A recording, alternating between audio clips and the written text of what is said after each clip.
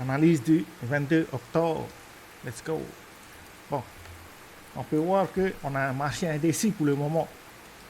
C'est-à-dire qu'on n'arrive pas à confirmer la tendance baissière qu'on a actuellement. Pour l'instant, les deux niveaux à surveiller sont ces deux niveaux-là. Ça, c'est notre MSB. Si on veut changer de structure, il faut au minimum pouvoir clôturer la bougie au-dessus de ce niveau. Et ça, c'est notre support. C'est le niveau à ne pas casser. Si jamais on casse ce niveau-là, il faut surveiller ce niveau là ici. Voilà. Environ le niveau des 63 000. Maintenant, le niveau du dessus à surveiller, c'est la liquidité qui se trouve là ici. Ça, c'est notre liquidité.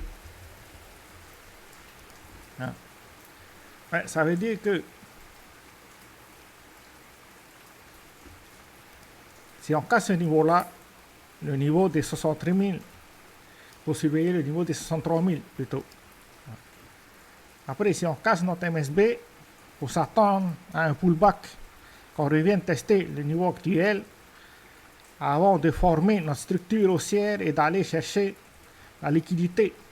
Maintenant, c'est la réaction. On peut voir que le niveau qu'il fallait absolument casser, le marché n'a pas réussi à casser. Donc ça, c'est pas une bonne nouvelle. C'est-à-dire que la prochaine fois qu'on vient tester ce niveau, qu'on arrive à tester ce niveau-là, il faut s'attendre à ce que le marché n'arrive pas et qu'on retrace le mouvement, qu'on revienne tester notre MSB, qu'on fait probablement un fake out avant de reprendre notre structure haussière et d'aller casser notre niveau. C'est-à-dire, il fallait obligatoirement casser le niveau des 70 000 pour changer le momentum haussier. On a une structure haussière à court terme, mais on n'a toujours pas eu ce momentum parce que le marché n'a toujours pas de confirmation. C'est tous ceux qui sont à long terme. Voilà. Tous les traders, ils ont tout le temps des opportunités. Alors aujourd'hui, il y avait des probabilités de shorter le marché, surtout à ce niveau-là. C'était hier, lundi ou dimanche soir. Il y avait des probabilités de shorter le marché. Voilà. En tout cas, c'est les chemins probables par rapport à Bitcoin. Il faut vraiment surveiller ce niveau-là. Si jamais on casse, on clôture la bougie sous ce niveau-là, il faut s'attendre à ce qu'on aille chercher le niveau des 63 000. Après, pour tous ceux qui sont à court terme, c'est-à-dire les scalpers, les day traders, par exemple, on peut voir que depuis qu'on a touché les points les plus bas, c'est-à-dire récemment, aujourd'hui et hier, on peut voir qu'il y a peu de contrats ouverts sur le marché, que ce soit à l'achat ou à la vente. Ça montre l'indécision qu'il y a en ce moment sur le marché. C'est pour ça que ça ne vaut pas vraiment le coup de se positionner à long terme. Ça, c'est vraiment un marché pour les scalpers. C'est-à-dire qu'on prend des trades avec un momentum et on coupe nos positions le plus tôt possible, le plus rapidement possible. Bien sûr, il y a toujours des probabilités de faire des trades en range. Parce qu'on peut voir qu'on reste dans cette zone pour le moment. Mais bon, ça reste dangereux. Voilà. Tant qu'il n'y a pas de confirmation sur le marché, c'est plutôt un marché indécis. Voilà. La confirmation serait que les contrats ouvrent, voilà, ou bien des contrats clôture, soit l'un, soit l'autre. En tout cas, pourvu qu'il y ait de la volatilité par rapport au contrat sur le marché, parce que ça nous donne des probabilités d'avoir une tendance soit haussière, soit baissière, par rapport à quel contrat ouvre sur le marché, si c'est des contrats en long ou bien si c'est des contrats en short. Après, c'est pareil pour les CVD. Tous ceux qui sont en spot pour l'instant maintiennent le contrat sur le marché. Mais tous ceux qui sont en contrat futur ont clôturé récemment. Voilà. Donc, ça veut dire que pour l'instant, c'est toujours un marché qui est sain. Tant que les contrats en spot ne baissent pas, ça va. Mais si jamais il y a plusieurs positions en spot qui clôturent, c'est-à-dire que ce niveau-là baisse, alors là, on pourrait aller chercher le niveau des 63 000. Ça, c'était par rapport à Bitcoin. Après,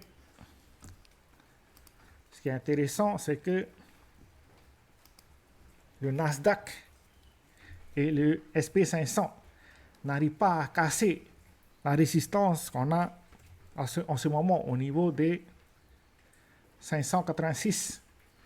Parce que j'ai l'impression que le marché attend les résultats de l'élection présidentielle, c'est-à-dire entre entre Trump et Kamala Harris. Voilà. Pour le moment, Trump est en avance de 60% et Kamala Harris elle a 40% des votes. Mais bon, ça c'est que subjectif. Le vrai résultat arrive après le 5 novembre. Car normalement, ils vont mettre du temps pour pouvoir avoir les résultats.